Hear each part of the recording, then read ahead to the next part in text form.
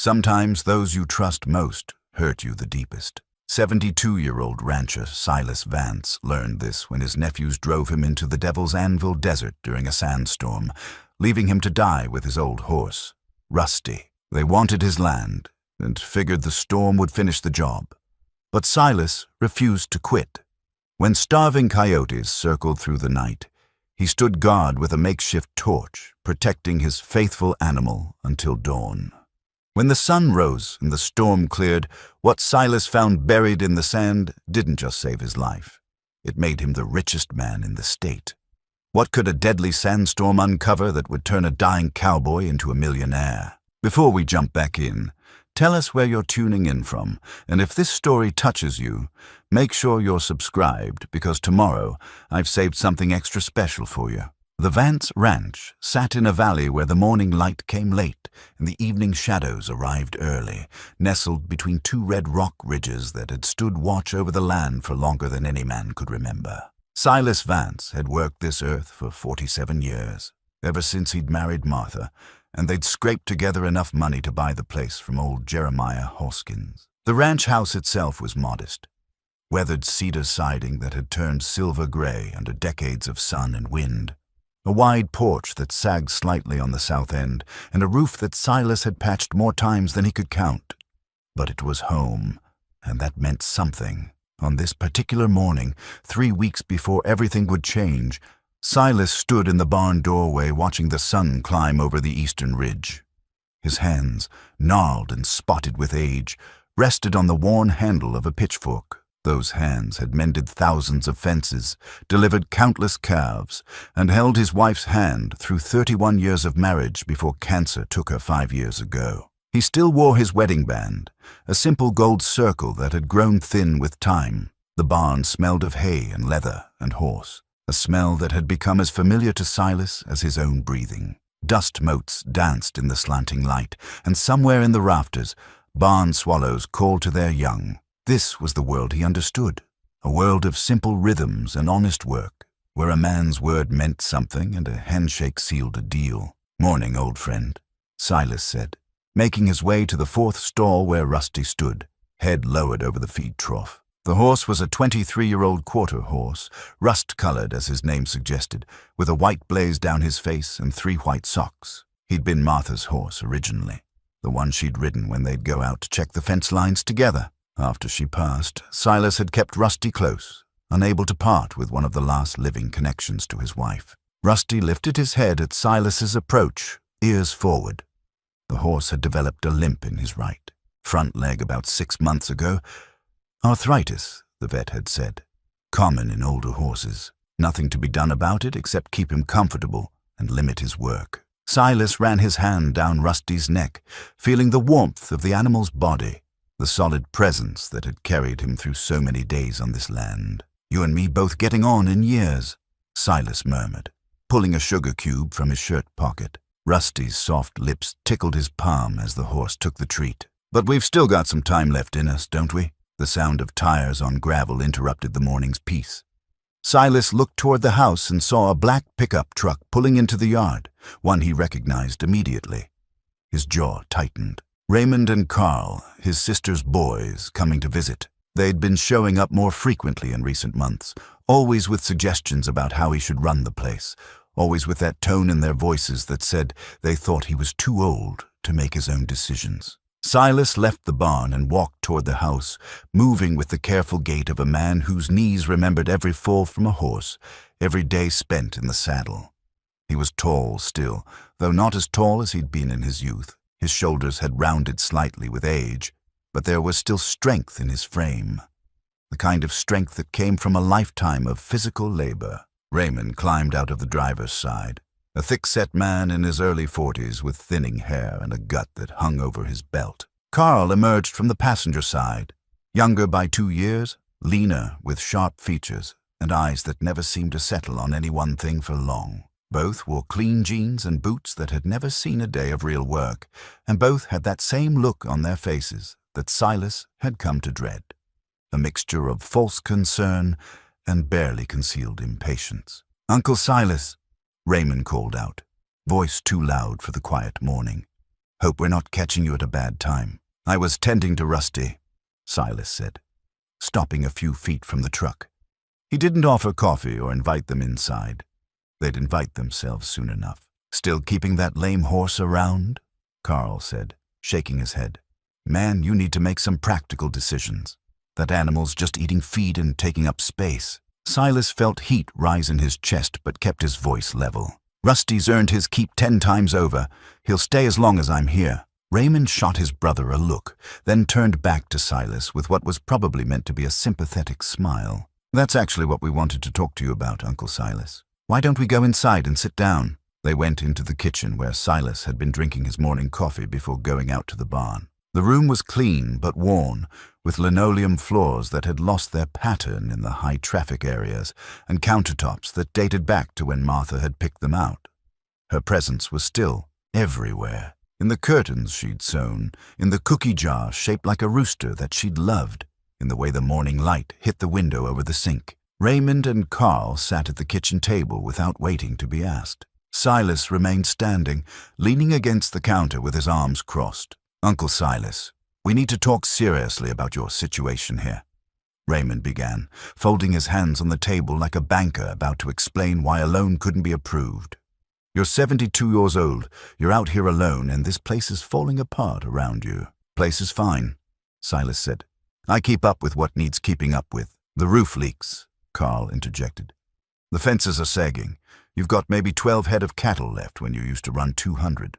Face it, you can't manage this place anymore. I managed just fine. Raymond sighed, a theatrical sound meant to convey patience wearing thin. Look, we're not trying to be harsh. We're family, and we care about you. But you're not getting any younger, and this land is too much for one old man to handle.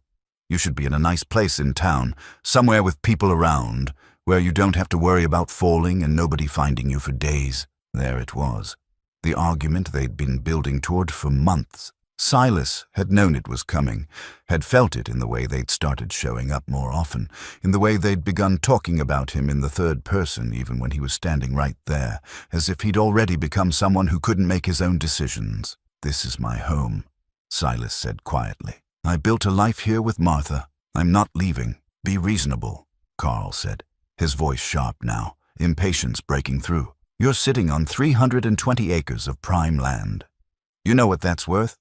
You could sell this place, live comfortably for the rest of your days, and not have to break your back trying to keep up with work you're too old to do. Who said anything about selling? Raymond and Carl exchanged a glance, and Silas saw something pass between them, some unspoken communication that made his stomach tighten. We've been talking to some developers, Raymond said, leaning forward. There's interest in this land. Good interest. The kind of money that could set you up real nice in a retirement community.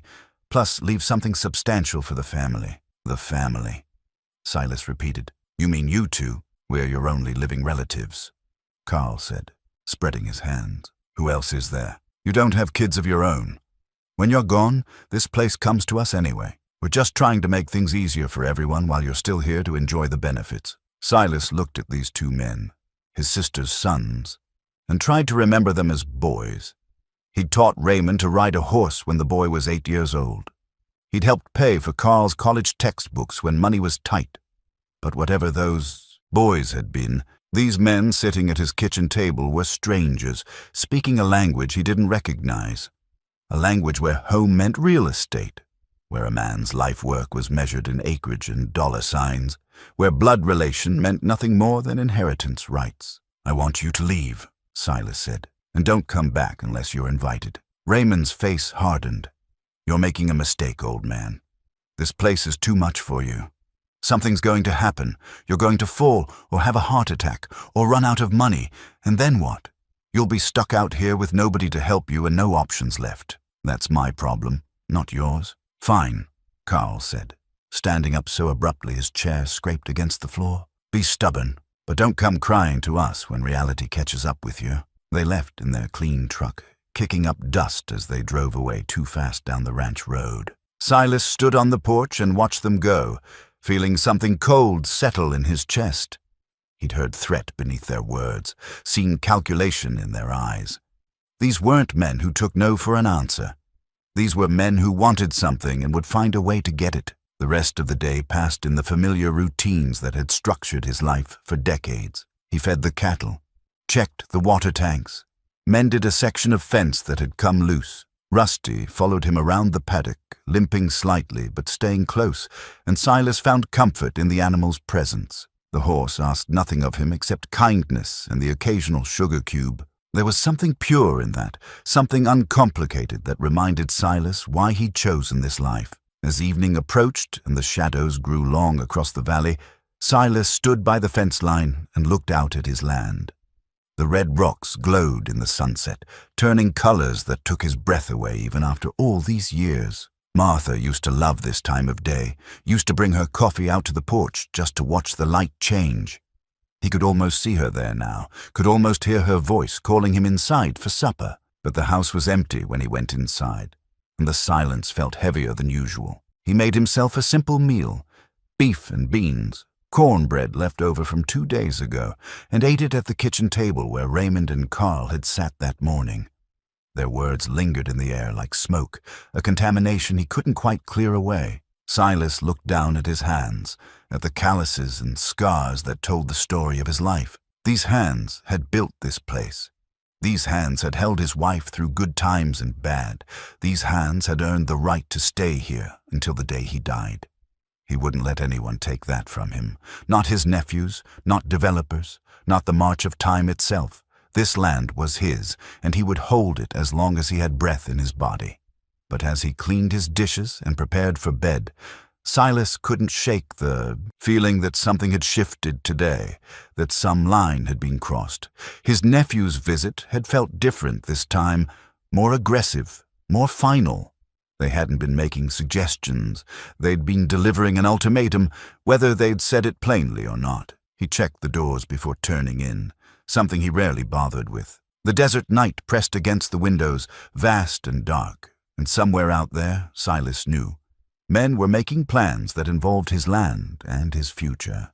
Men who saw him as an obstacle rather than a person, a problem to be solved rather than an uncle to be respected. Silas lay in bed and listened to the house settle around him, the familiar creaks and groans of old wood adjusting to the cooling night air. Rusty nickered softly in the barn, a sound that carried across the quiet yard. The horse was probably dreaming, twitching in his sleep the way horses do. Silas closed his eyes and tried to find sleep himself, but it came slowly, interrupted by thoughts he couldn't quite push away. He didn't know then that he had 3 weeks left before his nephews would make their move. Didn't know that the morning routines he took for granted, the barn chores, the coffee on the porch, the sunset over the red rocks, were numbered and finite. Didn't know that everything he'd built, everything he loved, was about to be tested in ways he couldn't imagine. But some part of him sensed it, the way animals sense storms before they arrive. Some part of him knew that the men who'd sat at his kitchen table weren't done with him, that they'd return with something more than words next time. He just didn't know how far they'd go, didn't know what they were capable of, didn't know that the desert he'd lived beside for 47 years was about to become either his grave or his salvation, depending on how the next few days unfolded. The night deepened, and Silas finally drifted into uneasy sleep, his worn leather work gloves hanging on the bedpost where they always hung, the smell of honest labor still clinging to them, a reminder of the man he'd always been and refused to stop being, no matter what came next. 3 weeks passed in deceptive calm. Silas fell back into his routines, and if he thought about his nephews at all, it was only in passing, a vague unease that he pushed to the back of his mind. He had work to do, animals to tend, a life to live. He couldn't spend his days worrying about what Raymond and Carl might be planning. The morning it happened started like any other. Silas woke before dawn, made his coffee, and headed out to the barn to check on Rusty. The horse greeted him with a soft nicker, and Silas went through the familiar motions of feeding and watering, his hands moving with the muscle memory of thousands of identical mornings. He didn't hear the truck approach until it was already in the yard. 2 trucks this time, Raymond's black pickup and another one Silas didn't recognize, a beat-up Ford that had seen better days. 4 men climbed out, and Silas's stomach dropped when he saw that Raymond and Carl had brought help. The other two were rough-looking characters, the kind of men who got hired for cash and didn't ask questions. "Morning, Uncle Silas," Raymond called out, walking toward the barn with purpose in his stride. "Time for that talk we mentioned. I thought I made myself clear last time," Silas said, moving to stand in the barn doorway, blocking their path. "You're not welcome here." "Well, that's unfortunate," Carl said, coming up beside his brother, "because we're not leaving until this gets settled. We've got papers drawn up, all nice and legal. You sign over power of attorney to us. We'll make sure you're taken care of. Everyone wins." "I'm not signing anything," Raymond sighed, and it wasn't the theatrical sigh from before. This one was colder, more final. "We were hoping you'd be reasonable." "We really were. But you've left us no choice." The two hired men moved forward then, flanking Silas on either side. He tried to push past them, but he was one old man against four younger ones, and the math wasn't in his favor. They grabbed his arms, not rough enough to leave marks, but firm enough to make it clear he wasn't going anywhere they didn't want him to go. "What are you doing?" Silas demanded, his voice rising. "You can't just..." "Can't just what?" Carl interrupted. "Help our elderly uncle who's clearly not thinking straight, who's been out here alone too long and isn't making good decisions anymore. That's how everyone in town will see it, old man. We're the concerned family members trying to help." They marched him toward the house, and Silas fought against their grip, anger and fear surging through him in equal measure. This couldn't be happening. Not here, not on his own land. But it was happening, and his struggles meant nothing against their combined strength. Inside the house, they sat him down at the kitchen table, the same table where they'd made their offer 3 weeks ago. Raymond laid out papers, official-looking documents with places marked for signatures, power of attorney, transfer of assets, language that essentially signed away everything Silas owned. "Sign them," Raymond said, placing a pen in front of him. "Go to hell." Carl leaned in close, his breath hot against Silas's ear. "Here's how this is going to go. You can sign these papers and we'll set you up nice in a facility in town. Clean room, 3 meals a day, people to look after you, or you can keep being difficult and things get a lot harder for you. Your choice. You're threatening me? Your own family. We're giving you options," Raymond corrected. "And honestly, you should take the easy one, because if you don't..." He paused, glancing at his brother, then continued. "Well, accidents happen out here all the time. Old man wandering off in the heat, getting confused, getting lost. Desert's not forgiving to someone your age." The words hit Silas like cold water. They were serious. They were actually threatening to... what? Leave him out there. Let him die of exposure if he didn't cooperate. He looked at their faces and saw no mercy, no family resemblance to the boys he'd once known. Just greed and impatience and a willingness to do whatever it took to get what they wanted. "I won't sign," Silas said, his voice steady despite the fear crawling up his spine. "You'll have to kill me first." Raymond and Carl exchanged another look, and Silas saw the decision made in that silent communication. His refusal had pushed them past some invisible line, and now they were committed to a course of action they'd probably hoped to avoid. "All right then," Raymond said softly. "Have it your way." They dragged him back outside, and Silas fought every step, shouting for help even though he knew no one would hear. The nearest neighbor was 6 miles away, and the wind was picking up, carrying his voice away into the vast emptiness of the desert. One of the hired men went to the barn and emerged leading Rusty, the horse limping along on his bad leg, confused and nervous. "What are you doing?" Silas demanded. "Leave the horse alone. You wanted to stay with your precious Rusty," Carl said, opening the gate to the paddock. "So that's what you'll do. You and that lame animal can keep each other company out in the Devil's Anvil." The Devil's Anvil. The name sent ice through Silas's veins. It was a stretch of desert about 5 miles east of the ranch, barren, waterless, and notorious for its killing heat. People didn't go there unless they had no choice, and they certainly didn't go there without water and supplies. And now, Silas looked at the sky. There was weather coming in. He could see the dark clouds building on the horizon, could smell the particular tang in the air that meant a sandstorm was brewing. "You can't do this," Silas said, but his voice had lost its strength. He could see in their eyes that they could, that they would, that they already had. They loaded him onto Rusty's back, the horse shifting nervously beneath him.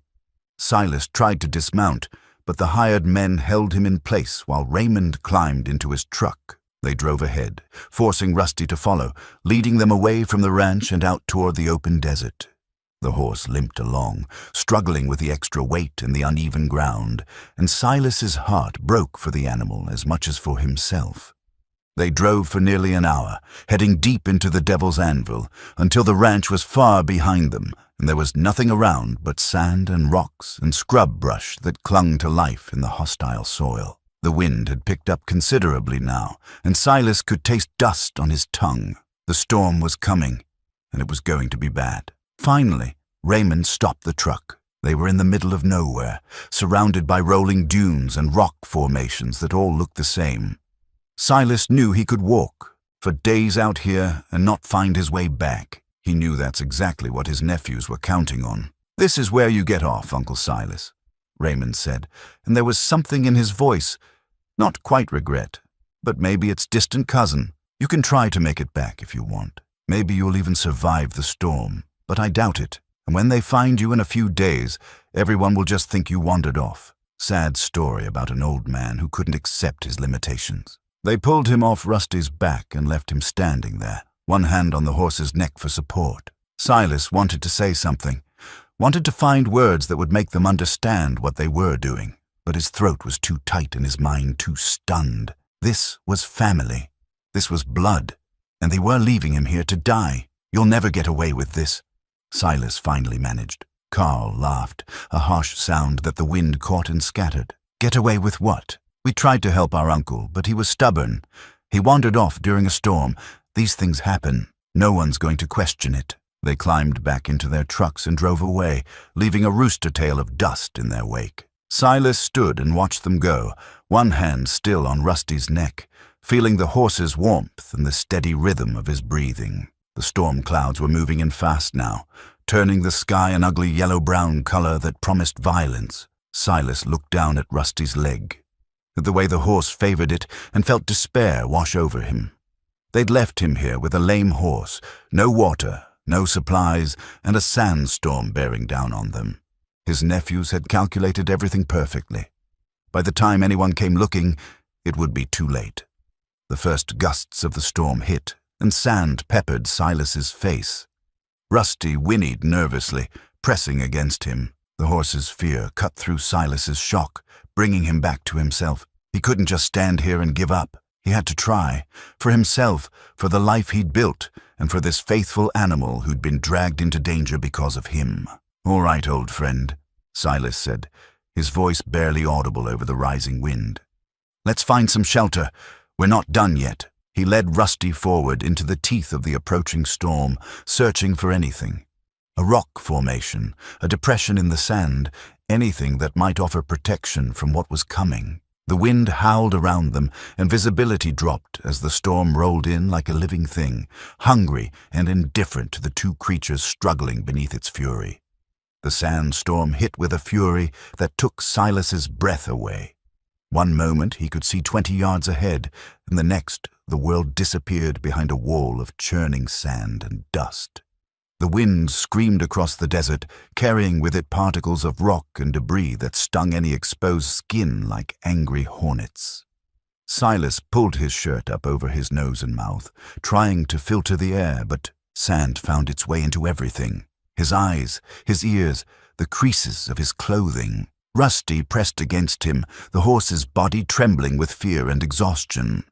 The animal's breath came in harsh gasps, and Silas could feel the heat radiating from the horse's flanks. The limp had gotten worse during their forced march out here, and Silas knew Rusty was in pain. The thought of the horse suffering because of his nephew's greed filled him with a rage so intense it momentarily pushed aside his fear.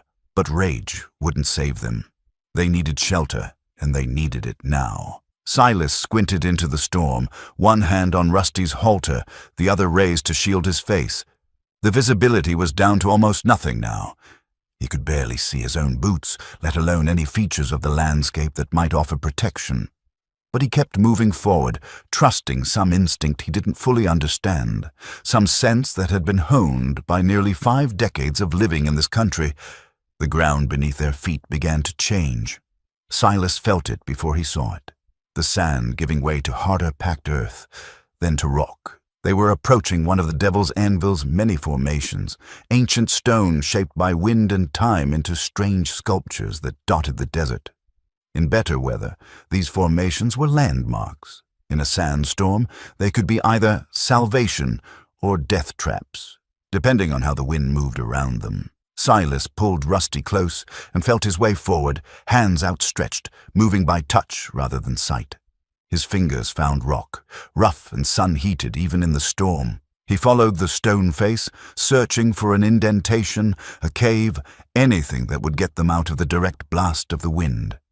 And then, as if in answer to a prayer he hadn't spoken aloud, his hand found empty space, a gap in the rock, large enough for... Silas felt around the opening, judging its size. Large enough for a man and a horse if they didn't mind being close. "Come on, boy," Silas urged, tugging gently on Rusty's halter. The horse balked at first, nervous about entering the dark space, but another gust of wind made the decision for him. He lurched forward and Silas guided him into the shelter. It wasn't much, a shallow overhang created by the way the rock had eroded, maybe 10 feet deep and barely tall enough for Rusty to stand without lowering his head. But it was out of the direct wind, and that made all the difference. The sound of the storm changed from a screaming assault to a dull roar. Sand still swirled in through the opening, but nothing like the blinding curtain outside. Silas sank down against the back wall, his legs suddenly too weak to hold him. Rusty stood beside him, flanks heaving, head lowered. The horse's bad leg was clearly paining him now. He held it at an angle, taking most of his weight on the other 3 legs. Silas reached up and ran his hand down the injured limb, feeling the heat of inflammation, the slight swelling around the joint. "I'm sorry, old friend," Silas whispered. "This is all my fault? You shouldn't be out here." Rusty lowered his head further and rested his muzzle against Silas's shoulder, a gesture of trust that made the old rancher's throat tighten. This animal had given him everything: years of loyal service, companionship through his loneliest days, a living connection to Martha that he couldn't bear to let go. And now Rusty was suffering because Silas hadn't been smart enough, hadn't been careful enough to see what his nephews were planning. The storm raged outside their shelter, and Silas knew they were in serious trouble. He had no water, no food, no supplies of any kind. Even if the storm passed quickly, and desert storms rarely did, they would still be stranded miles from anywhere, with a horse who could barely walk and no clear way to navigate back to civilization. The Devil's Anvil was a maze of dunes and rock formations that all looked the same. Men had died out here, experienced men who'd known what they were doing, and Silas was 72 years old with a lame horse and no provisions. But he was still alive. That had to count for something. As the initial shock of their situation began to wear off, Silas's mind started working again, sorting through possibilities the way he'd sorted through problems his entire life. First priority was surviving the storm. Second was finding water. Third was figuring out a way back to the ranch, or at least to somewhere with people who could help. He felt around in his pockets, taking inventory of what he had. His leather work gloves, which he'd been wearing when his nephews grabbed him. A pocket knife, worn but sharp. A book of matches, thank God, that he kept for lighting the occasional cigar. 17 cents in change, and that was it. No compass, no map, no way to call for help. His nephews had been thorough. The light was fading as the storm continued to block out the sun.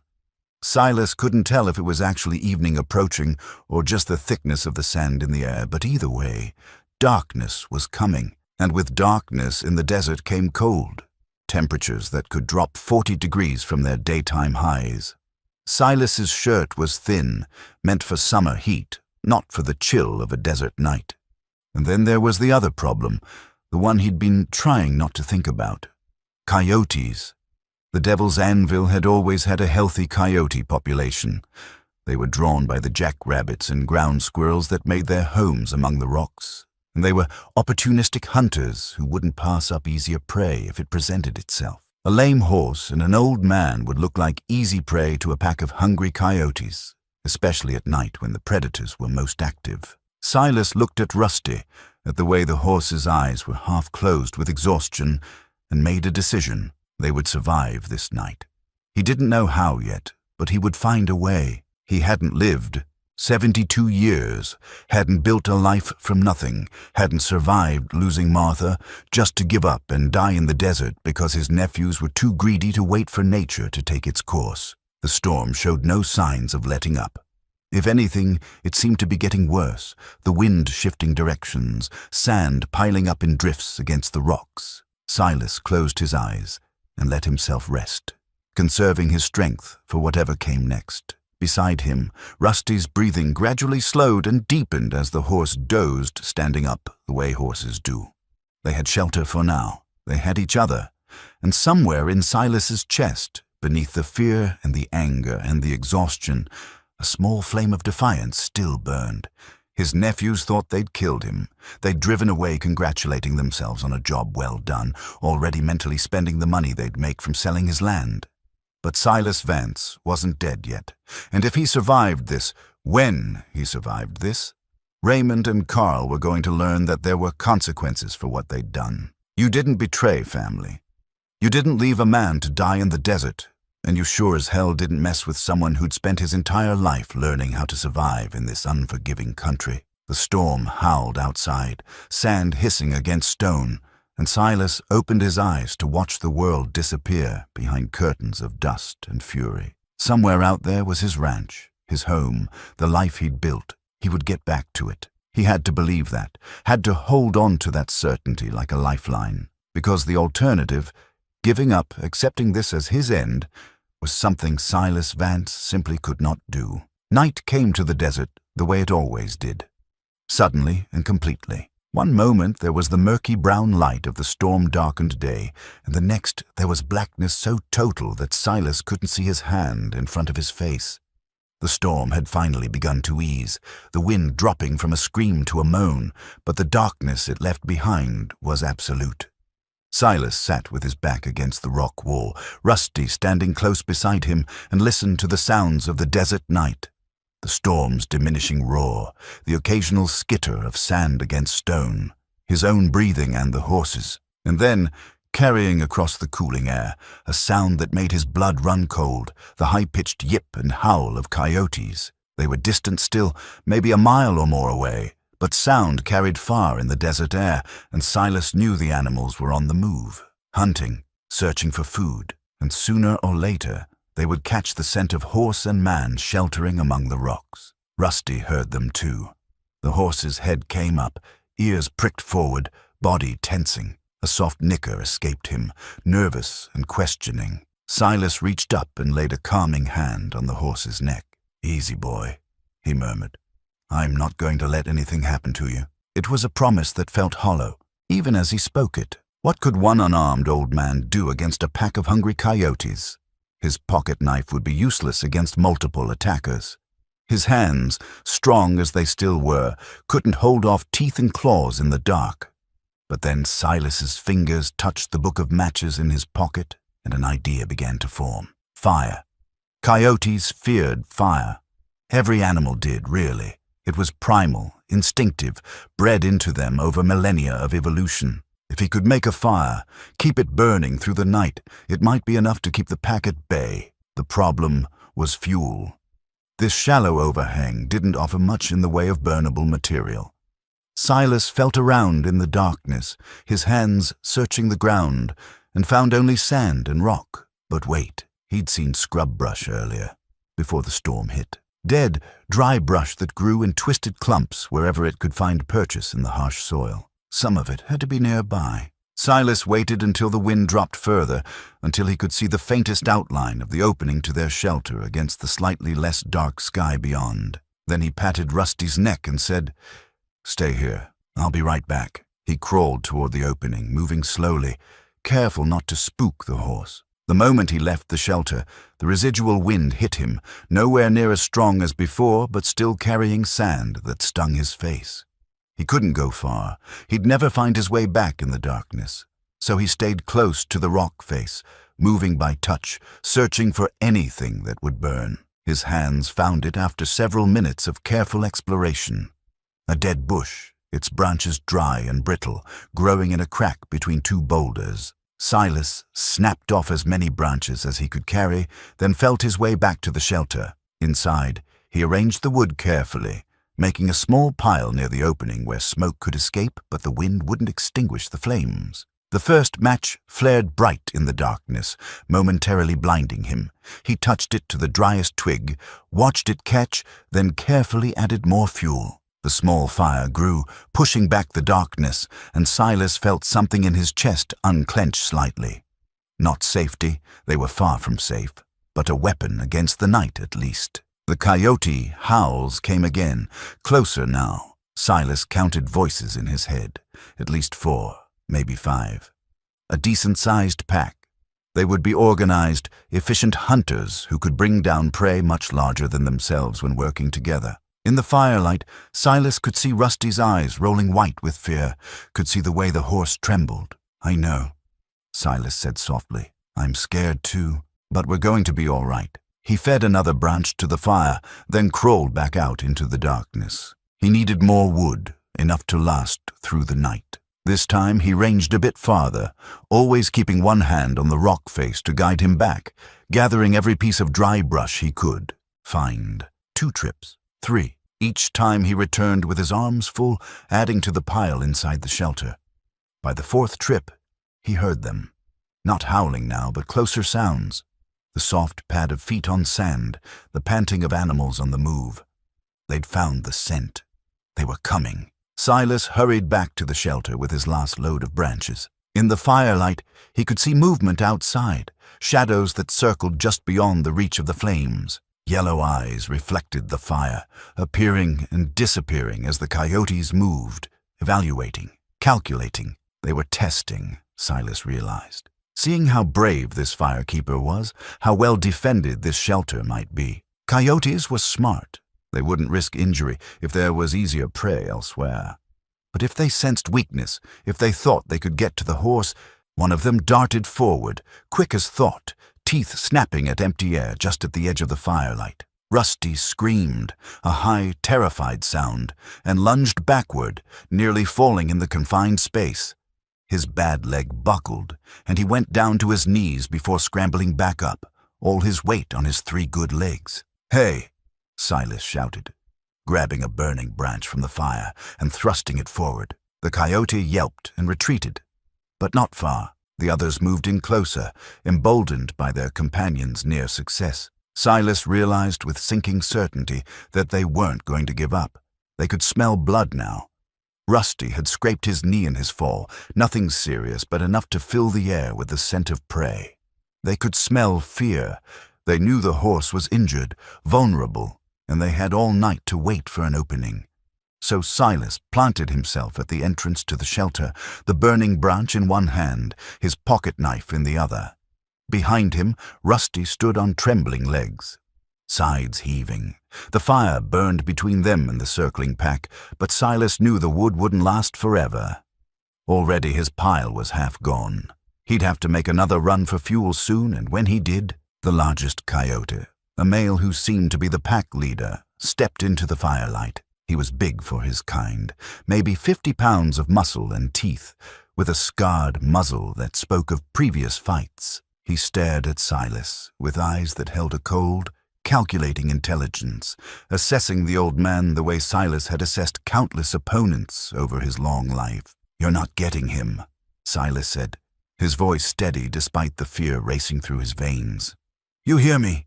You're not getting my horse." The coyote's lip curled, revealing teeth that gleamed in the firelight. Then he threw back his head and howled, a sound that brought answering calls from his packmates. They were gathering, coordinating, preparing for a concerted rush. Silas tightened his grip on the burning branch and prepared to fight for both their lives. 72 years old, 1 pocket knife, 1 makeshift torch, standing between a pack of predators and a lame horse who trusted him. The situation was impossible. The odds were ridiculous. Any sensible person would give up, would save himself and leave the horse to its fate. But Silas had never been particularly sensible, and giving up wasn't in his nature. He'd survived ranch work, survived loss, survived 7 decades of life's challenges. He'd survived his nephew's betrayal and a killer sandstorm. He'd be damned if he'd let some coyotes write the ending to his story. "Come on, then," Silas called to the circling pack, raising his torch higher. "Let's see what you've got." The pack leader tensed, muscles bunching for the attack, and Silas braced himself for the longest night of his life. The attack came from 3 directions at once. The pack leader charged straight ahead while 2 others flanked from the sides, a coordinated assault that spoke of experience and hunger. Silas swung his torch in a wide arc, catching the leader across the muzzle. The animal yelped and fell back, but one of the flanking coyotes got through, teeth snapping at Rusty's haunches. The horse kicked out instinctively, his hoof connecting with the coyote's ribs and sending it tumbling backward with a pained cry. Silas lunged forward with his knife, more to scare than to strike, and the remaining attacker retreated, but they'd learned something valuable in that first rush. The old man could only defend one direction at a time. The horse was panicked and unpredictable, but confined to the small space. All they had to do was keep pressing, keep testing, until exhaustion or fear created an opening. The night settled into a brutal rhythm. The coyotes would circle, feint, withdraw, then attack again from a different angle. Silas kept the torch moving, kept his body between the predators and Rusty, but he could feel his strength ebbing with each defense. His arms ached from swinging the burning branch. His legs trembled from standing. The adrenaline that had fueled him at first was giving way to simple, grinding fatigue. Rusty stood pressed against the back wall, eyes rolling white, foam flecking his muzzle. The horse's bad leg was barely touching the ground now, and Silas knew the animal was in agony. But Rusty stayed on his feet, stayed ready to kick if anything got past Silas's defense. There was something profound in that, the horse's determination to fight despite his pain, his trust that Silas would protect him, his refusal to give up even when giving up would have been easier. "That's it, boy," Silas murmured during a lull in the attacks. "That's it. Just a few more hours till dawn. We can make it." But could they? Silas looked at his dwindling pile of firewood and knew the answer was far from certain. He had maybe an hour of fuel left, 2 at most if he rationed carefully. After that, it would be just him and his knife against 5 hungry predators. The math wasn't encouraging. He thought about Martha then, about the way she used to look at him when he'd come in from a hard day's work, that mixture of exasperation and affection that had defined their marriage. She'd have something to say about this situation, probably something along the lines of, "Silas Vance, you stubborn old fool, why didn't you just let them take you to town?" But she'd also understand why he couldn't, why this ranch, this life, this independence meant more to him than safety or comfort. Martha had chosen this life too, had worked beside him for 31 years without complaint, had loved the land as much as he did. She'd understand that some things were worth fighting for, worth dying for if it came to that. He wondered what she'd make of Raymond and Carl. Her sister's boys, technically her nephews too, though Martha had never been particularly close to her sister. They'd visited once or twice when Martha was alive, always with their hands out, always angling for something. Martha had seen through them even then, had warned Silas to be careful around them.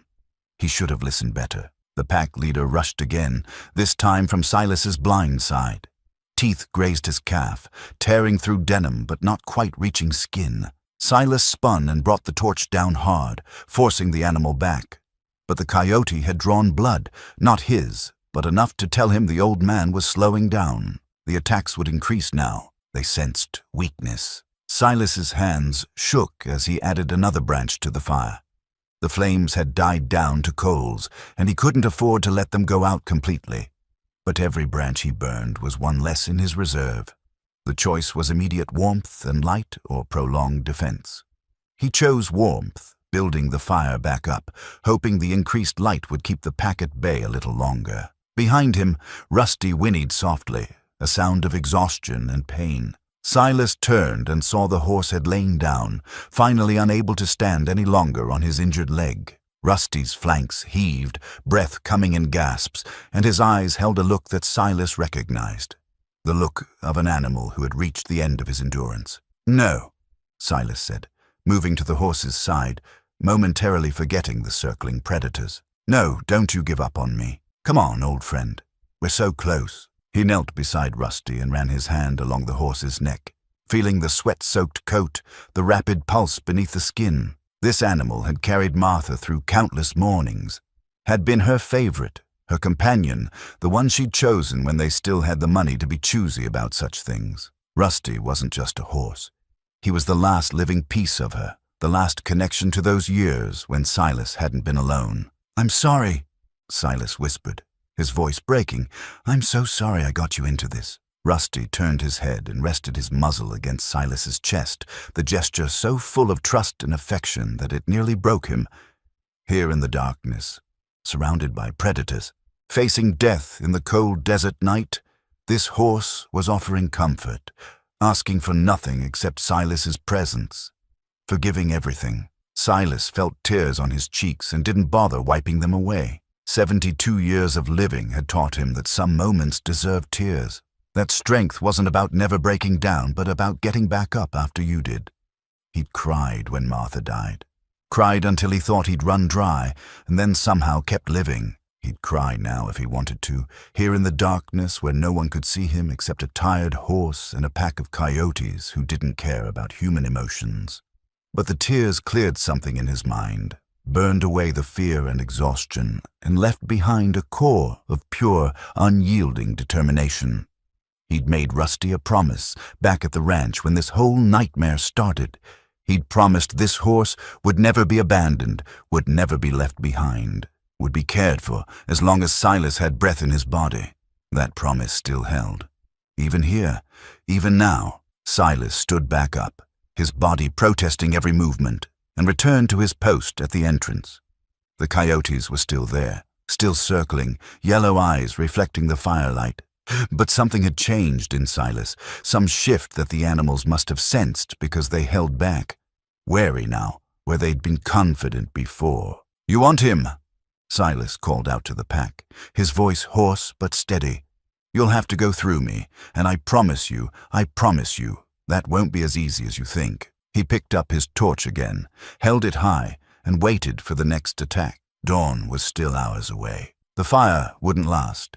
The odds were impossible, but Silas Vance had made a promise to a horse named Rusty and to a woman who'd been gone 5 years but whose memory still guided his every decision. He would keep that promise, or die trying. The hours crawled by with agonizing slowness. Each minute felt like 10, each successful defense of their shelter followed by another attack, another test of Silas's failing strength. The coyotes had settled into a war of attrition, understanding that time was on their side. They took turns rushing forward. One would feint from the left while another darted in from the right. Then they'd retreat, rest, and let others try while the first pair recovered their breath. Silas had no such luxury. He couldn't rest, couldn't drop his guard for even a moment. His torch arm felt like lead, muscles screaming with each swing. His vision had started to blur at the edges, exhaustion and dehydration taking their toll. How long had it been since he'd had water? Since morning, back at the ranch. A lifetime ago. The fire had burned down to embers again, and Silas's woodpile was nearly gone. 3 branches left, maybe 4. Enough for another 30 minutes if he was careful. After that, he pushed the thought away. He'd deal with after that when it came. One of the smaller coyotes, emboldened by Silas's visible exhaustion, made a break for it. The animal shot past Silas's left side, too quick for the torch, heading straight for where Rusty lay. Silas dropped the burning branch and threw himself after the coyote, tackling it mid-leap. They hit the ground together, Silas on top, his hands finding the animal's scruff. The coyote twisted, snapping, teeth catching the meat of Silas's forearm. Pain blazed up his arm, but he held on, using his weight to pin the animal. His free hand found his pocket knife, still clutched in his grip, and he brought it down hard. The coyote yelped and went limp. Silas rolled off it, breathing hard, clutching his bleeding arm. The other coyotes had gone silent, watching. Their packmate lay still, a dark pool spreading beneath it.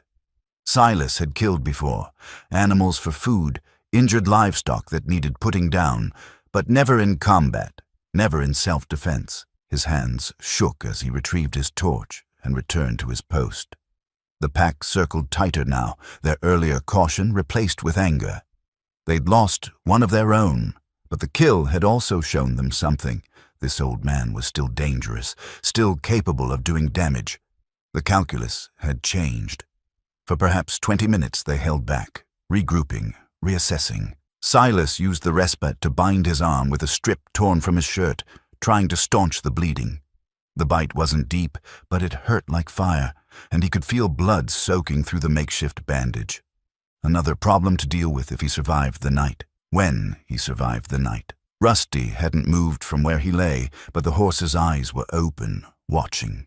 Silas could see the animal's chest rising and falling, could hear the labored breathing. The horse was fading, giving up. Silas crawled over to him, laying a hand on Rusty's neck. "Just a few more hours," he whispered. "Dawn's coming. I can feel it."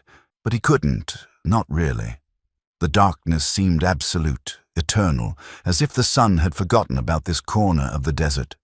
The cold had deepened too, that bone-chilling desert cold that came in the hours before dawn. Silas's teeth chattered, and he pulled himself closer to Rusty, sharing what little warmth their bodies still held. He thought about his life, not in the dramatic, life flashing before your eyes way, but in quiet, measured reflection. 72 years. Some good, some hard, most somewhere in between. He'd been born in a different era, before computers and internet, before the world had gotten so fast and complicated. He'd lived through wars and recessions, through personal triumphs and devastating losses.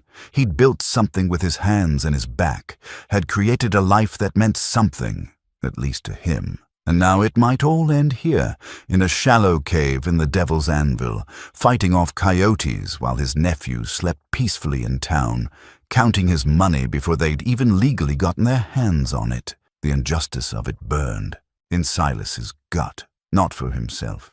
He'd made peace with his own mortality years ago. But for Rusty, the horse deserved better, deserved to live out his days in a sunny paddock, eating sweet hay, dozing in the afternoon warmth. Not this, not bleeding and terrified in the dark while predators circled. "I'm going to get you home," Silas promised, his voice barely audible. "I don't know how, but I swear to you I'm going to get you home." The pack leader moved forward again, testing. Silas raised his torch, now little more than a charred stick with a faint glow at one end. And the animal stopped, but it didn't retreat. It stood there, 10 feet away, staring at Silas with those calculating yellow eyes, weighing options, measuring the old man's remaining strength. Silas stared back, refusing to blink, refusing to show weakness. This was what it came down to in the end. Pure will, pure stubborn refusal to quit. He'd spent his whole life not quitting. Not when the bank threatened foreclosure in '82, not when Martha got sick, not when the droughts came or the cattle died or the loneliness nearly crushed him. He'd endured because that's what you did. You endured. The pack leader took another step forward, then another. Silas's torch was almost out now, just a faint red glow. His last 3 branches were behind him, too far to reach without turning his back on the advancing coyote. His knife was ready, but he knew one knife against a determined predator wouldn't be enough. Not anymore. He was too tired, too hurt, too old. And then, just when Silas thought this was it, this was the final moment, he saw something on the horizon, the faintest lightening of the sky, so subtle he almost missed it. Not full dawn, that was still an hour or more away. But the first hint of it, the promise that the sun hadn't forgotten after all. The pack leader saw it too. Silas watched the animal's ears swivel, catching sounds Silas's old ears couldn't hear. The desert was waking up. Daytime hunters would soon be stirring. The coyote's window of opportunity was closing. For another endless minute, the standoff continued. Silas and the coyote, each refusing to back down. Then, with a final shake of his head, the pack leader turned and trotted away. The others followed, silent as ghosts, melting into the pre-dawn darkness. They'd lost one of their own, expended energy on a kill that hadn't materialized, and now faced a day of hunting with nothing to show for it. But they were alive. And in the desert, that was what mattered. Silas watched them go, not daring to believe it was really over. Only when the last tail disappeared behind a dune did he let himself collapse, the torch falling from his nerveless fingers. He lay on the cold sand, every muscle in his body screaming, his wounded arm throbbing, his throat raw with thirst. But he was alive. Rusty was alive. They'd made it through the night. The sky continued to lighten, turning from black to deep purple to a soft gray. Silas pulled himself up and crawled to Rusty's side. The horse's eyes were open, watching the same sky, seeing the same promise of dawn. "We did it, old friend," Silas whispered. "We actually did it." But relief was tempered by reality. They'd survived the night, but their problems were far from over. No water, no food, miles from help. A lame horse who couldn't walk far, and Silas himself was in no condition to make the journey back alone. As the first rays of sun crested the horizon, painting the desert in shades of gold and red, Silas forced himself to think practically. They needed to move, needed to find water, needed to figure out a way back to civilization. But first, just for a moment, he let himself rest. Let himself feel the warmth of the rising sun on his face. Let himself be grateful for one more morning, one more day of life. Whatever came next, they'd face it together. The sun climbed higher, and with it came the brutal heat that made the Devil's Anvil infamous. Silas sat with his back against the rock wall, conserving what little energy he had left. His wounded arm throbbed steadily, and his throat felt like sandpaper. Dehydration was setting in. He could tell by the headache building behind his eyes, the way his thoughts seemed to move through mud. Rusty had finally managed to stand again, though he kept most of his weight off his bad leg. The horse stood at the entrance to their shelter, head lowered, looking out at the transformed landscape. The storm had reshaped the desert, moving dunes, exposing bedrock, creating a terrain that looked alien, even to Silas's experienced eyes. "We need to move," Silas said aloud, as much to motivate himself as to communicate with the horse. "Can't stay here. Need water." But where? The nearest water source Silas knew of was a seep spring about 3 miles north, if he could even find it in this rearranged landscape. 3 miles might as well be 30 with Rusty's leg in his own condition.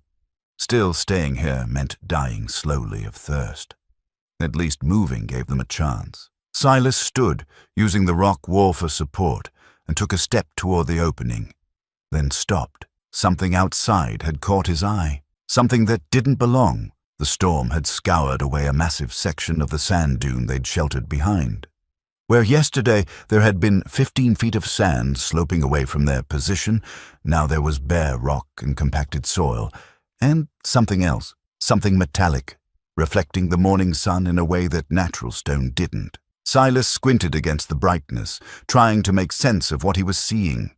A flat surface, dark iron or steel, protruding from the exposed ground at an angle. It was maybe 20 feet away, partially buried but clearly man-made. His first thought was some kind of modern debris, an old water tank or piece of equipment left behind by prospectors. But as he moved closer, limping on legs that barely wanted to hold him, Silas realized this was older than anything modern. Much older. The metal was heavily oxidized, pitted with age, but he could make out rivets along what appeared to be a seam. And there, as his heart began to beat faster, he could see painted letters, faded almost to nothing but still barely legible. Wells Fargo & Co. A stagecoach. The storm had uncovered a buried stagecoach. Silas's mind raced, sorting through decades of local history and ranch country legends. There were stories. Old stories, the kind told in bars and around campfires, about a Wells Fargo coach that had disappeared during a massive sandstorm back in the 1870s. The coach had been carrying a payroll shipment, gold bars meant for the mining camps in the Northern Territories. Tens of thousands of dollars worth, maybe more. The coach, its driver, guards and cargo had simply vanished, swallowed by the desert. Search parties had looked for weeks and found nothing. Most people assumed it was just a story, the way most desert legends were just stories. entertaining but ultimately fictional. But Silas knew that every legend started with some kernel of truth. He'd lived in this country long enough to know that the desert kept its secrets until it was ready to give them up. He looked back at the exposed metal, his practical rancher's mind already working through the implications. If this really was the lost Wells Fargo coach, if the cargo was still inside after all these years. No, that was crazy thinking. The gold would have been looted long ago, or it had never existed in the first place, or it had been moved, or any of a dozen other reasonable explanations. But Silas hadn't survived 72 years by ignoring possibilities, no matter how unlikely. He moved closer to the buried coach. Pain and exhaustion momentarily forgotten. The metal he could see appeared to be the roof, angled at about 45 degrees and half buried in compressed soil. The storm had revealed it, but getting inside would require digging. Silas looked at his hands, thought about his condition, and almost laughed at the absurdity. Here he was, dying of thirst in the desert, considering whether to spend precious energy digging up a probably empty stagecoach on the off chance it might contain a legendary fortune. Martha would have called him 10 kinds of fool. But then again, what else was he going to do? Try to walk 3 miles to a spring he might not be able to find?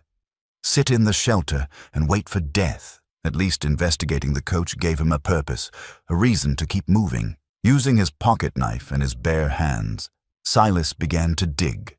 The soil around the coach's roof had been compressed by decades of weight, baked hard by the sun, but the storm had loosened it somewhat. He scooped away dirt and sand, working methodically despite his exhaustion, driven by something he couldn't quite name. Curiosity? Hope? Or maybe just the stubborn need to know. Rusty watched from the shelter, occasionally nickering as if questioning his human's sanity. Silas couldn't blame him. This probably looked crazy. Hell, it was crazy. But after 20 minutes of digging, Silas's fingers found something. Not more metal, but wood. The coach's frame, surprisingly well preserved under the protective layer of compacted soil. He cleared more area, working faster now, and found what he was looking for. The door, or where the door should be. The wood had rotted away, leaving only the metal frame and hinges. Silas peered through the opening into darkness. The coach's interior was below ground level, still buried, protected from the elements all these years. He couldn't see much, but he could make out shapes. Cargo of some kind, remarkably intact given the decades that had passed. His heart hammered in his chest. This was real. The coach was real, and if the stories were even partially true, he squeezed through the opening, dropping down into the coach's interior. It smelled of old leather and ancient dust, and it was cooler here, out of the direct sun. Silas's eyes adjusted slowly to the dimness. There were wooden crates, 3 of them stacked against what had been the coach's back wall. The wood was dark with age, but solid, and they were heavy. He could tell just by looking at them, by the way they sat immovable despite the coach's angle. With shaking hands, Silas used his knife to pry at one of the crates. The wood was brittle, and after a few moments of work, one side came away with a splintering crack. Inside, packed in rotting cloth, were bars, metal bars, dull gold in color, each about the size of a brick, stamped with marks that Silas's educated guess said were assayer's marks from the 1870s. Gold. It was actually gold. Silas pulled one bar out, feeling its weight. Had to be 20 pounds at least, and stared at it in disbelief. Then he looked at the other crates, doing rough math in his head. If each crate held what this one held, and if gold was worth, he'd seen something in the news about gold prices hitting record highs. The numbers were staggering, life-changing, world-changing. This wasn't just money. This was fortune, real fortune, the kind that made men rich beyond their wildest dreams. And it was his, or it could be his, if he could figure out how to claim it legally. Finder's rights had to count for something, and he'd found it on public land. Technically, the Devil's Anvil wasn't part of any ranch, including his own. It was federal land that no one had bothered with because it was worthless desert. Silas climbed back out of the coach, the gold bar still in his hands, and looked out at the desert with new eyes. The situation had just changed completely. He was no longer a dying old man abandoned by his greedy nephews. He was a man sitting on a fortune that would make him one of the richest people in the state. Raymond and Carl thought they'd killed him, thought they'd inherit his land and live comfortable lives on the proceeds. They had no idea that the uncle they'd left to die had just stumbled onto something worth 100 times more than his ranch could ever bring. Silas thought about his nephews, sleeping peacefully in town, and felt a smile spread across his cracked lips despite the pain, despite the thirst, despite everything. Poetic justice didn't begin to cover this. This was biblical. This was karma on a scale that made his head spin. But first, and this brought him back to reality, he needed to survive. The gold didn't mean anything if he died out here. He needed water, needed to get Rusty to safety, needed to make it back to civilization with proof of what he'd found. Silas looked at the gold bar in his hands, then back at Rusty, who was watching him with patient, exhausted eyes. The horse had saved his life last night just by being there, by giving him something worth protecting. Now Silas needed to save them both. He set the gold bar down carefully. He'd come back for it, all of it, but right now survival took priority and made his way back to Rusty. The horse let Silas lean against him, and together they stood there in the morning sun, an old man and an old horse, both battered and exhausted, but somehow still standing. "You're not going to believe this, old friend," Silas said, his voice hoarse. "But we just went from having nothing to having everything. All we have to do now is figure out how to stay alive long enough to enjoy it." The desert stretched out around them, vast and indifferent as always. But Silas looked at it now with different eyes. It had tried to kill him. His nephews had tried to kill him. The storm, the coyotes, the heat, everything had conspired to end him. But he'd survived, and more than survived. He'd found treasure beyond imagining. Found it because his nephews had been too greedy and too stupid to realize that sometimes the universe has plans of its own, plans that don't care about what evil men intend. Now all Silas had to do was get home and watch his nephews' faces when they realized the man they'd left to die was about to become the richest man they'd ever met. The discovery of the gold had given Silas new purpose, but it hadn't solved his immediate problems. He was still stranded in the middle of the Devil's Anvil with no water, no supplies, and a horse who could barely walk. The treasure meant nothing if they died out here. Silas forced himself to think practically. Water first. Everything else depended on water. He looked at the landscape the storm had revealed, trying to orient himself. The problem was that the storm had changed everything. Landmarks he'd have used to navigate were gone or altered, buried under new dunes or exposed where there had been cover before. But water followed patterns that storms couldn't change. It followed the low points, the places where ancient geology created channels and seeps. Silas had spent 47 years reading this desert, understanding its moods and secrets. That knowledge was worth more right now than any gold. He studied the exposed rock formations, looking for the telltale signs of water flow, staining on stone the particular kind of erosion that spoke of seasonal flooding, the way certain plants grew. There, about half a mile to the northwest, a cleft in the rock that might lead to one of the seeps he knew existed in this area. Half a mile. With Rusty's leg, it might take them an hour or more. But what choice did they have? Silas took one last look at the buried stagecoach, fixing its location in his mind. The distinctive rock formation behind it, the angle of the slope, the way the exposed roof caught the light. He'd need to find this place again, and soon. For now, he pulled out his pocket knife and carved a mark in the stone near the shelter, 3 deep gouges in the shape of an arrow pointing toward the coach. Then he added his initials, SV. Silas Vance was here. Silas Vance found this. Silas Vance survived. "Come on, boy," he said to Rusty, taking the horse's halter gently.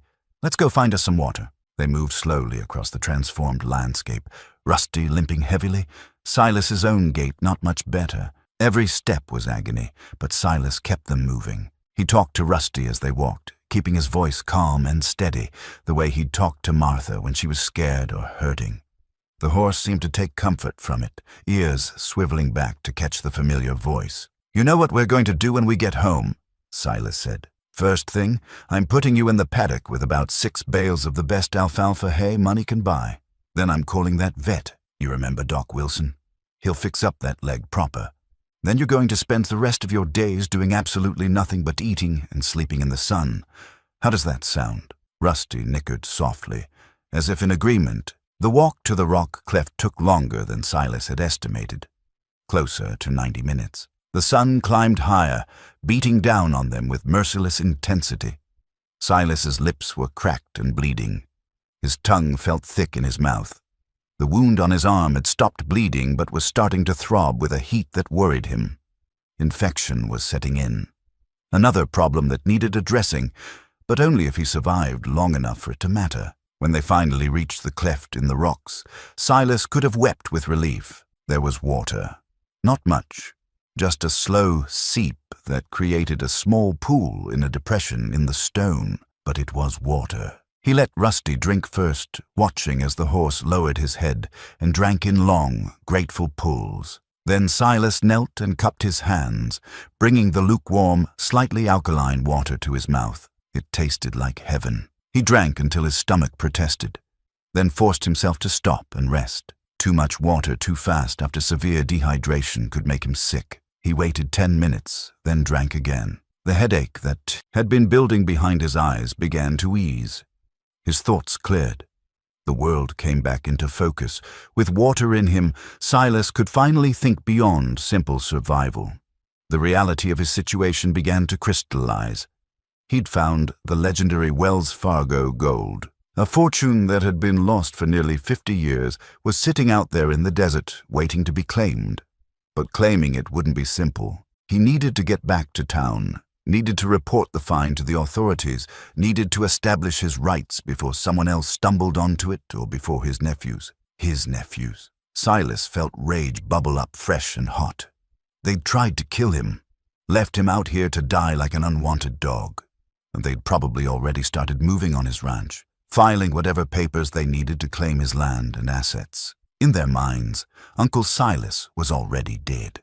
But he wasn't dead, and when he walked back into town, when he showed up alive with the treasure that would make headlines across the state, Raymond and Carl were going to have a very bad day, a very bad rest of their lives, actually. Silas sat back against the rocks and let himself imagine it, the look on their faces when he walked into the sheriff's office, the scrambling they'd do to explain why they'd been so certain their uncle was dead. The questions that would be asked about how an elderly man ended up stranded in the Devil's Anvil with no supplies during a sandstorm. He could press charges, attempted murder. They'd try to talk their way out of it, but the hired thugs they'd brought along might not be as loyal when faced with prison time. One of them would talk, and then Raymond and Carl would spend the next 20 years behind bars, watching from prison while Silas lived in comfort on the fortune they'd inadvertently helped him find. The irony was almost too perfect. If they hadn't driven him out here, he never would have sheltered behind that particular dune, never would have been there when the storm uncovered the coach. They'd created the very circumstances that would destroy them. But first, and this was the practical part, the part that reminded Silas why he'd succeeded as a rancher when others had failed. He needed to get home, needed to document everything, needed to make his claim legally bulletproof, and needed to do it quickly, before anyone else discovered what he'd found. Silas looked at the sun, gauging the time. Mid-morning, maybe 10 o'clock. The nearest road was, he oriented himself mentally, about 8 miles west. If they walked through the heat of the day, they'd kill themselves. Better to rest here until late afternoon. Let Rusty recover what strength he could, then make the push during the cooler evening hours. 8 miles. With Rusty's leg and his own condition, it would take all night, but they could do it. They'd survived worse in the last 24 hours. 8 miles of walking seemed almost easy by comparison. Silas used the waiting time to tend to his wounds. He washed the coyote bite with water from the seep, wincing at the pain, but knowing infection was the real enemy now. He tore another strip from his shirt. The garment was starting to look more like a rag than clothing, and made a fresh bandage. It wouldn't be enough if infection really took hold, but it was better than nothing. He thought about Martha, about what she'd say if she could see him now. She'd probably laugh. That particular laugh she had when he'd done something simultaneously brave and stupid. Silas Vance she'd say. "You're the most stubborn man I've ever met. Too stubborn to die, too stubborn to admit when you need help, too stubborn for your own good." But she'd also be proud. He knew that. Proud that he'd protected Rusty. Proud that he'd survived. Proud that he'd held on to his dignity and his principles even when his own family had betrayed him. Martha had always valued those things. Dignity, principle, the kind of strength that didn't need to prove itself to anyone. As the afternoon wore on, Silas made his plans. First priority, get to the road. Second, get a ride into town. Third, go straight to Sheriff Mackenzie's office. The sheriff was a good man, honest, someone Silas had known for 30 years. He'd listen, he'd understand, and he'd make sure Raymond and Carl didn't slip away before justice caught up with them. After that, and this was where things got interesting, Silas needed to establish his legal claim to the gold. He'd need lawyers, probably, good ones, the kind who didn't come cheap. But that wouldn't be a problem anymore. He could afford the best lawyers in the state now. Hell, he could afford the best lawyers in the country if it came to that. The gold would need to be authenticated, catalogued, removed from the site properly. There'd be paperwork, legal filings, probably disputes about ownership rights. The federal government might claim some of it. The state might want a piece. Wells Fargo's corporate descendants might make a claim. It would be complicated, but Silas had time now. Time and resources. Time to do things right. Time to make sure his nephews paid for what they'd done. Time to honor Rusty's loyalty and Martha's memory by using this fortune for good. He thought about the ranch, about what he could do with real money, new fences, new equipment, maybe hire some help, good people who actually cared about the land, maybe even expand the herd again, return the place to something like its former glory. Martha would like that. She'd always loved seeing the ranch full of life. As the sun began its descent toward the western horizon, Silas felt energy returning to his body. The water had worked its magic. He was still hurting, still exhausted, but he could move. He could walk. He could get them home. "All right, Rusty," he said, pulling himself to his feet and offering the horse one last drink from the seep. "Time to finish this. 8 miles to the road. We can do 8 miles. We fought off coyotes all night. We survived a sandstorm. We found a legendary treasure. 8 miles is nothing." Rusty raised his head from the water and looked at Silas with those dark, patient eyes. The horse's leg was still bad, but he could walk. He would walk. Together, they would make it. As they started west toward the road, toward civilization, toward justice and vindication, and a future neither of them could have imagined 24 hours ago, Silas felt something shift in his chest. Not just hope. Hope had been there all along, stubborn and unyielding. This was different. This was certainty. He would make it home. He would reclaim his life. He would see his nephews pay for their betrayal, and he would spend whatever time he had left making sure that Rusty lived out his days in peace and comfort. The desert stretched out around them, beautiful and terrible in the slanting afternoon light. Silas had always respected this land, understood its power and its indifference, but now he felt something more. Gratitude. The desert had tried to kill him, yes, but it had also given him a gift beyond measure. Had revealed secrets it had kept for 50 years, and Silas Vance, 72 years old, left for dead by his own family, was about to become the richest man anyone in town had ever met. The walk took all night, just as Silas had predicted. 8 miles across broken desert terrain in the dark, with only starlight to guide them and Rusty limping beside him every step of the way. Silas's legs moved on autopilot, one foot in front of the other, driven by pure determination when strength ran out. They reached the highway just as dawn was breaking, a 2-lane strip of asphalt cutting through the desert like a ribbon of dark water. Silas stood at the edge of the road and felt emotion well up in his throat. They'd made it. Against all odds, against everything his nephews had intended, they'd survived. Rusty stood beside him, head lowered with exhaustion, sides heaving. The horse had given everything he had, pushed through pain and exhaustion because Silas had asked it of him, because that's what Rusty did. That's what he'd always done. "Thank you," Silas whispered, resting his forehead against the horse's neck. "Thank you for not giving up on me." A truck appeared in the distance, heading their direction. Silas stepped out into the road and raised his arms, waving. The truck, a rancher's pickup that had seen better days, slowed and stopped. The driver, a weathered man about Silas's age, leaned out the window with concern written across his face. "Good Lord, are you all right?" the man asked. "You look like you've been through hell." "Something like that," Silas said, his voice hoarse. "I need a ride into town, me and my horse." The driver didn't ask questions. That was the way of ranch country. You helped first and asked for explanations later. He had a horse trailer attached to his truck, empty except for some hay bales. Within 15 minutes, they had Rusty loaded and were heading toward town. "Name's Ed Brennan," the driver said as they drove. "You're Silas Vance, aren't you? Got the spread out near the Red Rocks?" "That's me. Heard talk you'd gone missing. Your nephews have been telling folks you wandered off during the storm. Said they were organizing a search party." Silas felt cold rage settle in his gut. Of course they had. Playing the concerned family members, establishing the narrative before anyone could question it. They were probably planning to find his body in a few days, somewhere easily explainable. An old man who got confused and walked into the desert. A tragic accident. No one would question it. Except Silas wasn't dead, and he had a story to tell that would destroy them. "Take me to the sheriff's office," Silas said. "Not the hospital, not my ranch.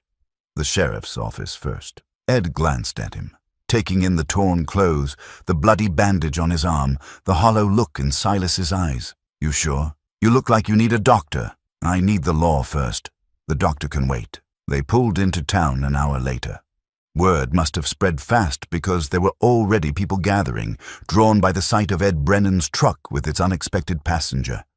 Silas saw faces he'd known for decades, neighbors and friends, all staring with a mixture of shock and relief.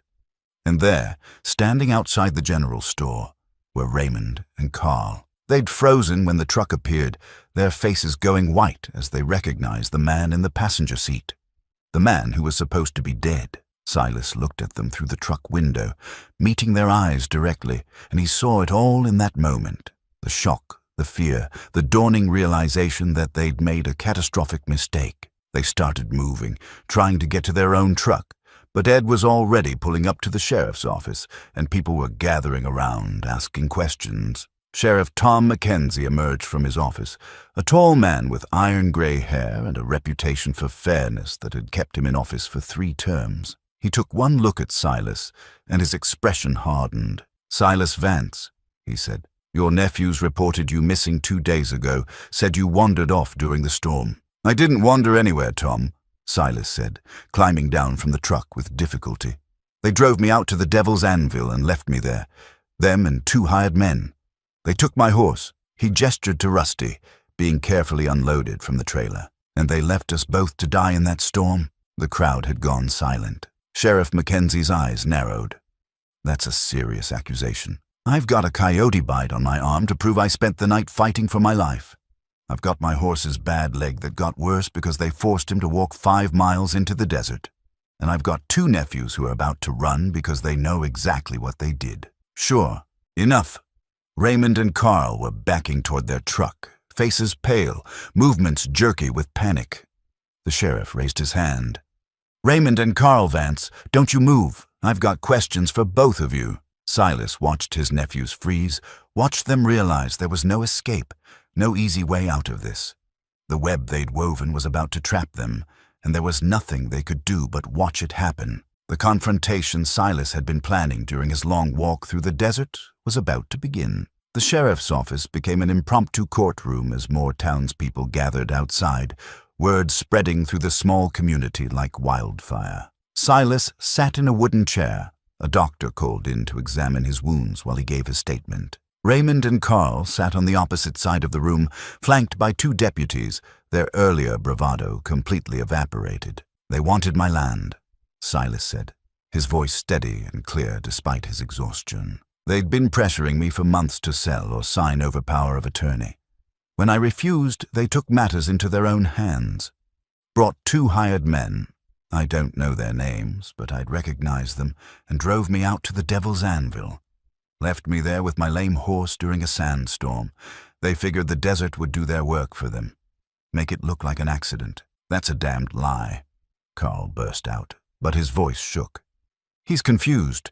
He's an old man who got lost during the storm. Then explain this, Silas said, pulling back his makeshift bandage to show the coyote bite. Explain how I fought off a pack of coyotes all night.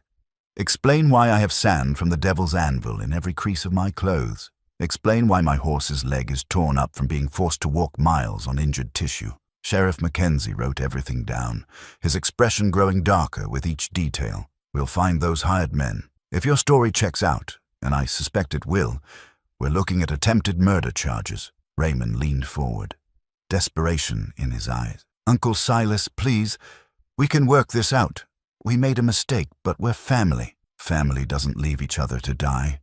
Silas said coldly, you stopped being family the moment you drove away from that desert. All this over a rundown ranch? The sheriff asked. You two were willing to kill for 300 acres. This was the moment. Silas had been saving it, letting the gravity of the attempted murder charge sink in first. Now he was ready to twist the knife. About that, Silas said, a smile tugging at his cracked lips. While I was out there fighting for my life, the storm uncovered something interesting. You remember the old stories about the Wells Fargo coach that disappeared in 1875?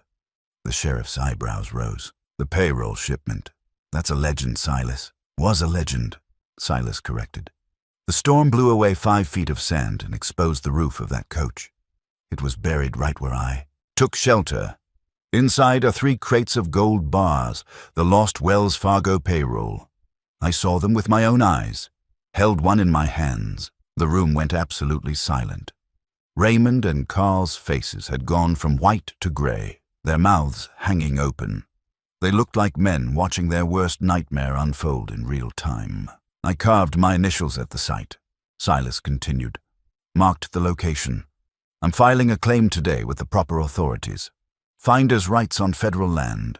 My lawyers, and I can afford the best now, will handle the details. But by every legal measure I can think of, that gold is mine. How much? Someone in the crowd asked. The legend said 100,000 in 1875 gold, Silas said. At today's prices? Several $1 million, conservatively. The sheriff let out a low whistle. Raymond made a sound like a wounded animal. The irony was too perfect, too cruel. They'd tried to kill him for his modest ranch, and in doing so, they'd accidentally made him rich beyond their wildest dreams. So let me see if I have this straight, Sheriff Mackenzie said, a note of grim satisfaction in his voice. These two tried to murder you for your land. In the process, they inadvertently led you to a fortune that would have remained hidden forever if not for their actions. And now they get to spend the next 20 years in prison watching you become one of the richest men in the state. That about sums it up, Silas agreed. Carl stood suddenly, face red with rage and denial. This isn't happening. This can't be happening. We planned everything. Shut up, Raymond hissed, but it was too late. Carl had just confirmed their premeditation in front of a room full of witnesses. The sheriff stood. Raymond and Carl Vance, you're under arrest for attempted murder. You have the right to remain silent, which I strongly suggest you exercise at this point. As the deputies led his nephews away in handcuffs, Silas felt something release in his chest. Not triumph, exactly. This wasn't a moment for celebration. 2 men were going to prison, 2 men who shared his blood, however tainted that connection had become. But it was justice. It was right. It was the natural consequence of their choices. Outside, someone had taken Rusty to the veterinary clinic. Silas needed to get there, needed to make sure his faithful companion received the care he deserved. But first, he had one more thing to do. He looked at Sheriff Mackenzie and said, I want to buy the First National Bank, the one that holds the mortgages on most of the property in this county, including whatever my nephews own. Can you help me find out who to contact about that? The sheriff smiled. It wasn't a kind smile. It was the smile of a man who appreciated poetic justice when he saw it. I think I can arrange that, Silas. I think I can arrange that just fine. 3 months later, Silas stood on his porch and watched the sun set over his land. The same view he'd been watching for 47 years. But everything was different now. Everything had changed. The ranch looked better than it had in decades. New fences ran straight and true along the property lines. The barn had a new roof.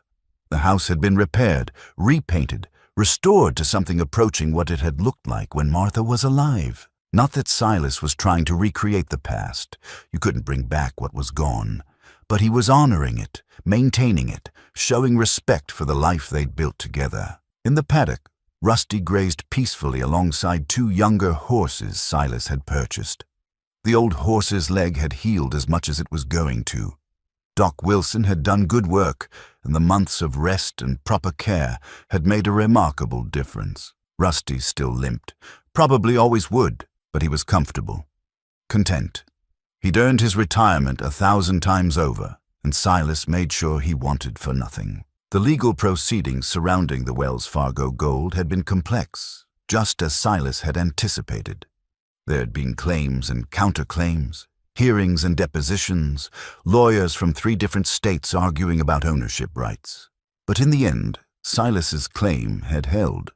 Finders' rights on federal land, no living descendants of the original owners, possession being 9/10 of the law. The gold was his, minus the government's cut, which was substantial but still left Silas with more money than he could spend in 10 lifetimes. He'd been careful with it. Invested wisely, set up trusts, made sure that when his time came, the money would go to causes Martha would have approved of.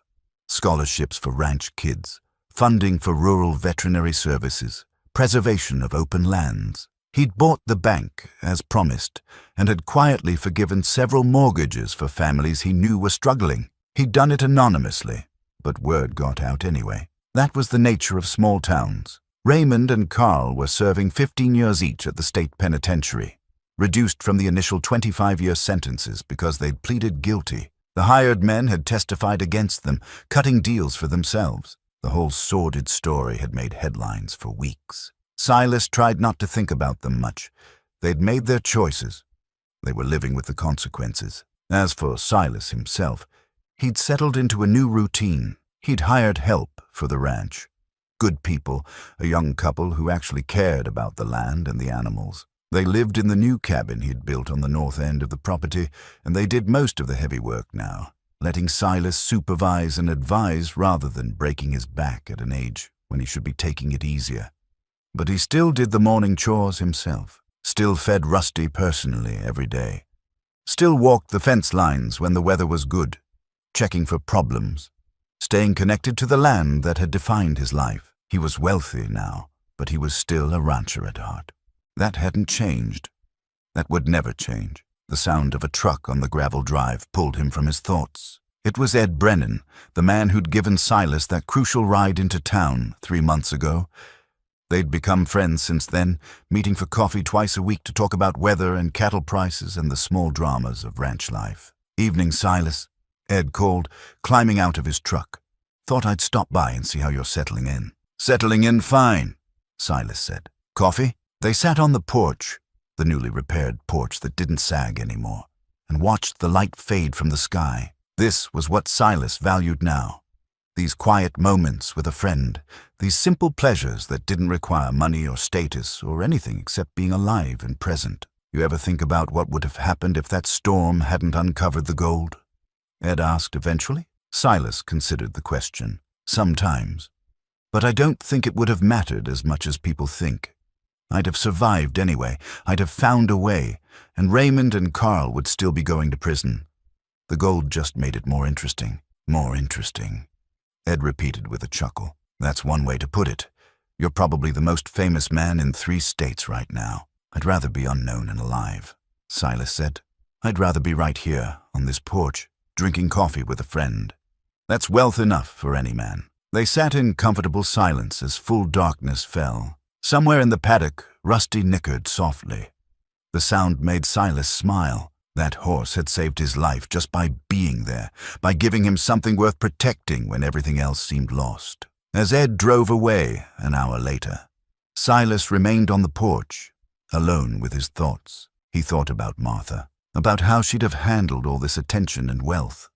She probably would have donated most of it immediately, kept just enough to fix up the ranch and help a few neighbors, and gone right back to her regular life. She'd never cared much for fancy things. He thought about the 2 days in the Devil's Anvil, the storm, the coyotes, the desperate fight for survival. The memories were already taking on a dreamlike quality, as if they'd happened to someone else, but the lessons remained. The understanding that life could turn on a moment, that family wasn't always who you were born to, but who stood by you when things got hard, that sometimes the universe had a sense of justice that human plans couldn't account for. Silas stood and walked down to the paddock. Rusty came to the fence immediately, expecting his evening sugar cube. Silas obliged, watching the horse's soft lips take the treat from his palm, feeling that warm breath against his skin. "We made it, old friend," he said softly. "We actually made it." The horse looked at him with those dark, patient eyes, and Silas could have sworn Rusty understood. Understood everything. The journey they'd been on together, the second chance they'd been given, the peace they'd earned. Silas Vance was 72 years old, one of the richest men in the state, and living on the same land he'd worked for nearly 5 decades. His nephews were in prison, his horse was healthy, his ranch was thriving, and every morning when he woke up, he was grateful for one more day. He walked back to the house as the stars emerged overhead, the same stars that had guided him through that terrible night in the desert. Inside, he'd heat up some supper, maybe read for a while before bed. Tomorrow he'd start the same routines again. Feed the horses, check the cattle, walk the land. It was a simple life, a good life, the kind of life worth fighting for, worth surviving for, worth living for as long as he had breath in his body. And every sunset, he'd stand on his porch and remember the storm, the struggle, the discovery, and the journey home. Remember that sometimes the things meant to destroy you end up saving you. Remember that giving up was never an option, not when there was still life to be lived and promises to be kept. Silas smiled and went inside, closing the door on another day, looking forward to the next.